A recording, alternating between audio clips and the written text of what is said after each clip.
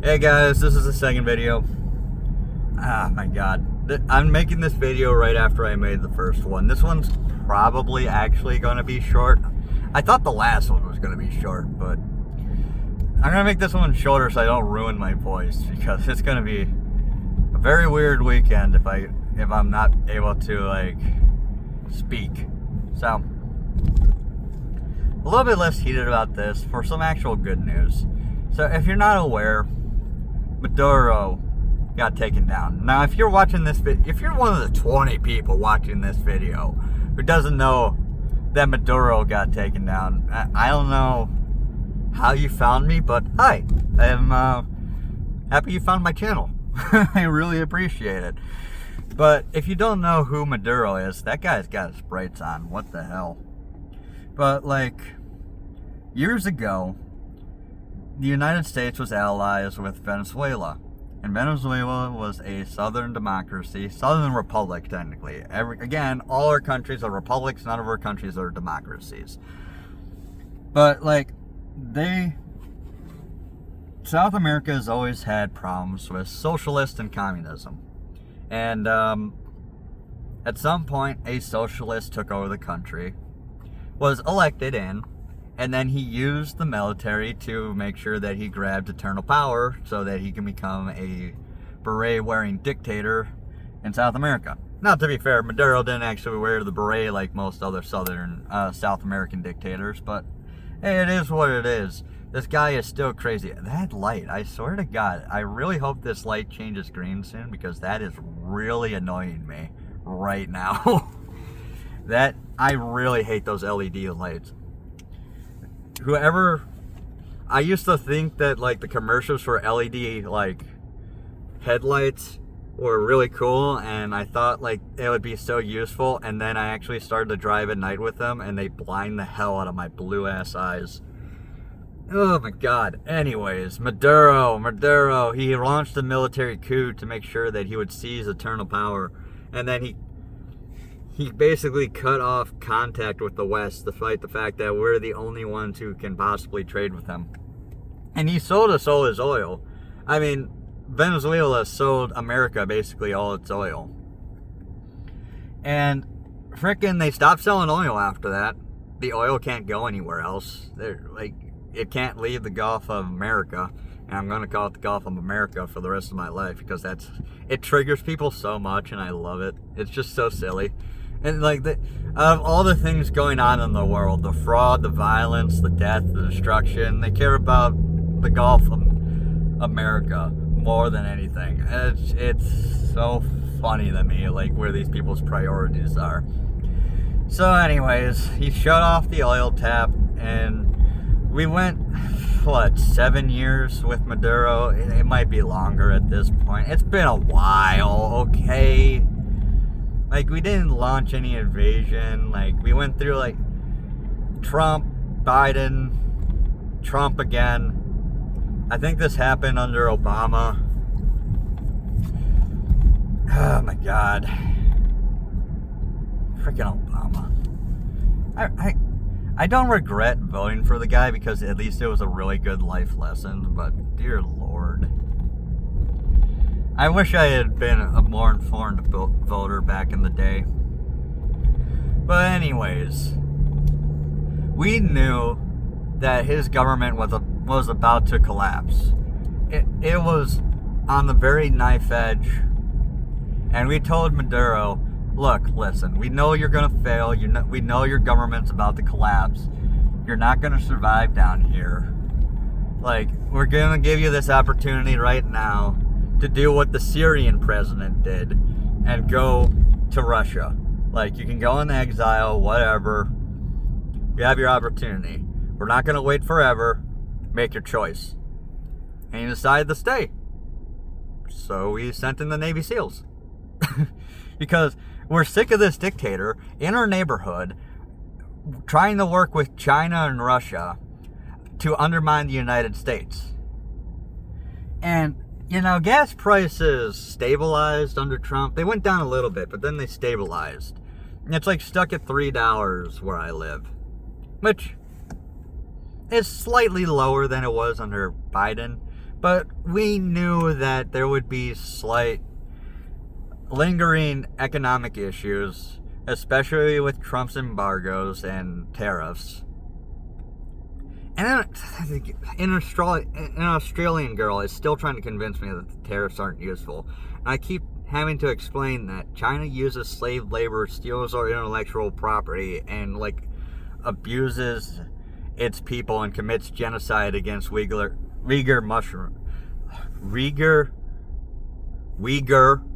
Muslims. Dear God, I almost said mushrooms. This is a very serious topic, so I'm not even gonna crack a smile that I almost made that mispronunciation right there, because I'm annoyed at myself now. Oh my God. So anyways, it would be nice if we can get lower gas prices. Now again, that Australian girl is afraid that the oil companies are just going to steal all the oil, that Venezuela is not going to get paid for it, that their economy is not going to improve, that all they're going to get out of this is political unrest and a bunch of people who were collaborating with the dictator to be scrambling and causing even more problems, and then they're not going to get a red penny of any oil money. And I told her, look, listen, if that happens, then I'll complain about it. But when we invaded Iraq during Desert Storm to liberate Kuwait, we didn't stop paying Kuwait for oil. We didn't just start stealing Kuwait's oil. We started to pay their government again for oil. We're going to honor territorial boundaries and mineral and natural resource claims. Venezuela's claim over the oil fields has not gone defunct. We haven't taken over the country. That's not what's happening here. They still have the rights to own the oil that's on their soil. And then I had to point out, by the way, that Venezuela tried to take over, what is it? Guyana? I know I'm mispronouncing that. It's Guyana or something like that. But it's a neighboring small country that many of you probably never heard of. But they tried to take over vast land in that country because they found oil there. Venezuela invaded a foreign country for its oil. Oh my God. And all we did was send in a SEAL team to capture the president of Venezuela. And then the entire government collapsed like a house of cards from the removal of one dude. An entire government collapsed when one dude was removed from the pile. And then people try to call Trump a dictator. People are trying to complain that how dare you remove Maduro. Their entire government collapsed when their president got kidnapped. If Donald Trump got kidnapped right now, there's 20 people in succession by the Constitution.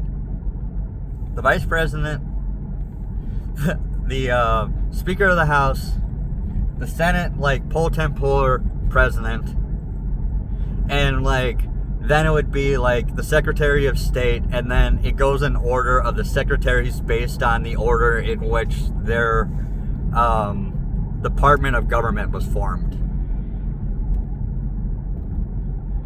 The Department of Defense was actually the fourth, I think.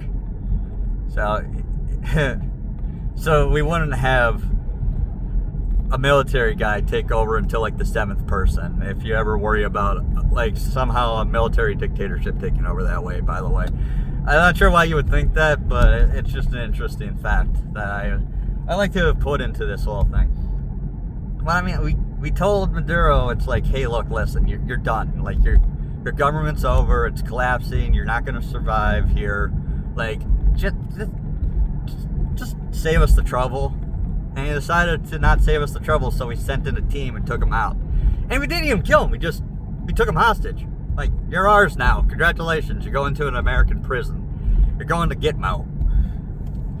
You could have gone to Russia and lived the rest of your life in luxury, but no, you in the hood in the berry Fucking idiot. God dang. I mean, Trump's going to be out of power in like 3 years. He's going to be gone out of power. And then he's never going to like hold an ounce of power ever again besides for his word. What, like, the respect people hold to his name. Like, that will be his only power, is the respect that people still show him within the Republican Party. He will hold no position of power. He's walking right out of the presidency and never looking back. But Maduro, he would have stayed there for the rest of his life. And if you Democrats, you socialists, you communists, whatever, care so much about dictators, why do you care that a dictator just got overthrown? Oh, because it was America. Oh, because it was Donald Trump's government. It was because it was Donald Trump's government, and it makes him look good for taking down a dictator. Because Trump apparently loves dictators, despite dictators invading Georgia, Ukraine again, frickin' Afghanistan being taken over by the Taliban. I would like to remind you that Ukraine got invaded under Bush. Frickin' Georgia, not the state, the country of Georgia, named after St. George, or King George, depending on which version of the story you want to go by, but it's the Saint George. That country got invaded under Obama. Bet most of you haven't heard about that. Then under Trump, no country was invaded. Biden gets elected, Trump walks out of office, bam, Ukraine's invaded again. Why did Russia invade Ukraine, Georgia, and then Ukraine again under every president except Trump? Because Trump is a puppet of Putin. If he's a puppet of Putin, then why didn't he take all of the rest of Georgia and all of Ukraine under Trump? Because if he was a puppet of Putin, the best time to take over foreign countries in your neighborhood is when your puppet is in charge of the government that would try to stop you. It's almost like Putin didn't want to try to take over foreign countries under Trump, because maybe Trump was different from Bush and Obama and Biden. As if, he wasn't a goddamn pushover. He wasn't a weak little tard. He wasn't an idiot that would just allow Russia to do whatever the hell it wanted, whenever the hell it wanted. But no, he's a puppet. Now he comes in and he actually tells dictatorships is that you're going to take pictures with me, you're going to negotiate with me, we're going to come to deals, and if you don't, I'm going to make your lives living hell. And then they shake his hand in front of the cameras, and everyone shows these pictures of dictators and says, see, Trump is such good friends with all these dictators, while he's like running huge tariffs against China, while he's trying to get Russia to stop murdering people, to stop the war, so they stop trying to take over more Ukraine, so that the advance stops forever, so that innocent people don't die.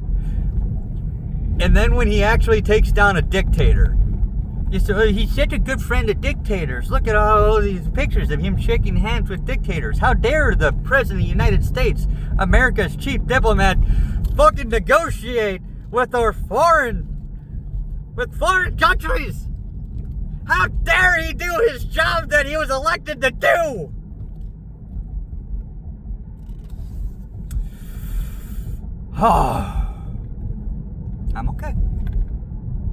I'm okay.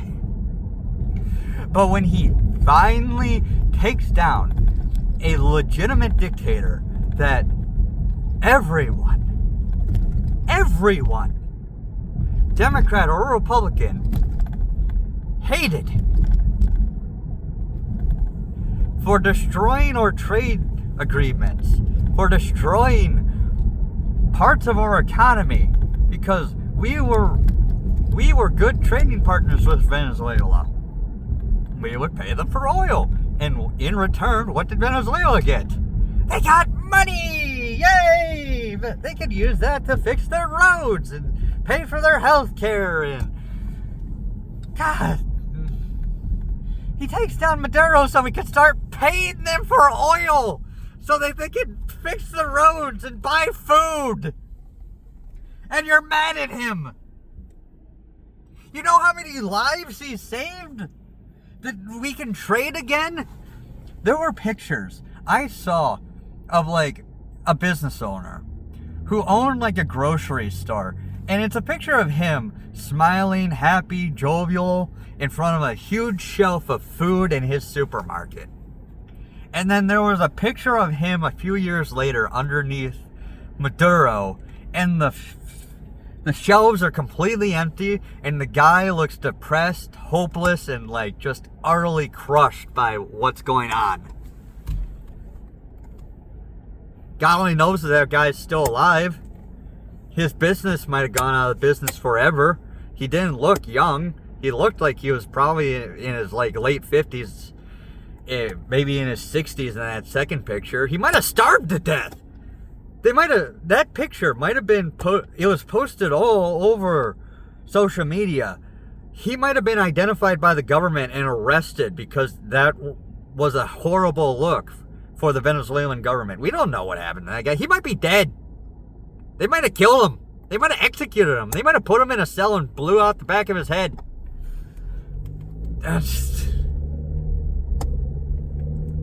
Because it was an iconic photo of his business, and it was probably bad publicity for frickin' Venezuela. He could be dead for that. Because, again, this is a military dictatorship. They will kill anybody who threatens their power. Yeah, how dare Trump take down this South American dictator? How dare you, America?